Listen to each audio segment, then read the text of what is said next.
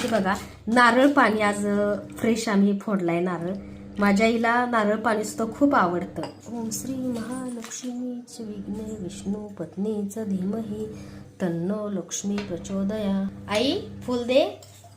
तुम्ही प्रेमाने आईला, आई सेवा आवडली का? फुल दे.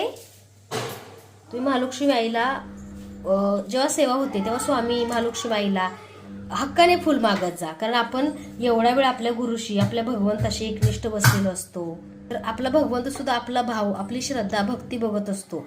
बरेच लोक म्हणतात की अंधश्रद्धा असते, असं काही नसतं. कारण कसं असतं माहितीये का, ते म्हणतात कारण त्यांच्या आयुष्यामध्ये देवच नसतो किंवा त्यांना कधी भगवंतच कळाला नाही किंवा देव सुद्धा त्यांच्याकडे सेवा स्वीकारून घेत नाही. तर बघा आपण त्याच्यामधले आहे का की ज्यांना भगवंत दर्शन देत नाही किंवा ज्याच्यावरती भगवंताची कृपा नाही. कारण आपल्यावरती बघा विशिष्ट अशी भगवंताची कृपा असते आणि असल्याशिवाय आपल्या आयुष्यामध्ये बघा सुखाच्या गोष्टी कधीच चांगल्या घडत नाहीत. भगवंत जो सेवा करतो त्याला अडीअडचणी येतात, पण भगवंत साथ कधीच त्याची सोडत नाही. हे बघा असा नैवेद्याचा बाऊल बऱ्याच त्यांना खाली गजांत लक्ष्मी असणारे कुंचन सेट सोबत मिळतोय. जो मोठा सेट आहे त्याच्यामध्ये असा नैवेद्याचा बाऊल पण आहे. अरे वा, बघितलं. आता तुम्ही म्हणाल का अंधश्रद्धा आहे. माझ्या आईने बघा एवढ्या वेळ फुल नाही टाकलं, नैवेद्य ठेवल्या ठेवल्या नारळाच्या पाण्यात गुलाबाचं फुल टाकले.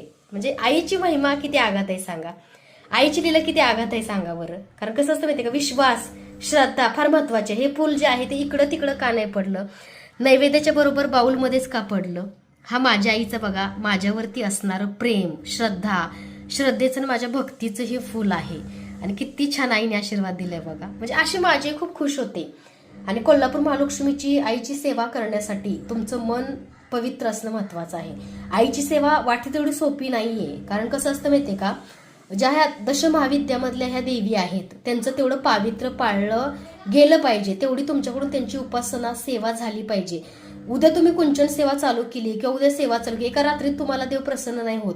कारण आईची सेवा 7वीला असल्यापासून मी करते आणि आई बघा अशा प्रकारे प्रसन्न आहे. आणि आई सर्वांवर तुझी कृपा अशीच राहू दे.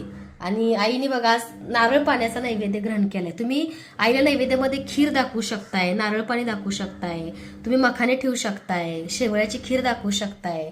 आणि आई बघा जो नैवेद्य दाखवेल ती माझी आई स्वीकार करते. तर बघा हे साधनेने जे काही कुंकू सिद्ध झाले माझ्या कोल्हापूर महालक्ष्मी अंबाबाई आईच्या, ते कुंकू प्रत्येक ताईंच्या कुंचनची पूजा करून त्या कुंकवाने मी तुम्हाला पाठवते. आणि बऱ्याच ताईंना एवढे अनुभव छान काय येत आहेत, कारण पॉझिटिव्हिटीने शीतलताईंनी सगळ्या गोष्टी सिद्ध केलेल्या असतात. देवीला प्रार्थना केलेली असते, आई कृपा कर, आई ताईंना आशीर्वाद दे, ताईंवर दादांवर तुझी कृपा अशी सदैव राहू दे. आणि ज्या ताई माझ्यासोबत जोडल्या गेल्या त्यांच्या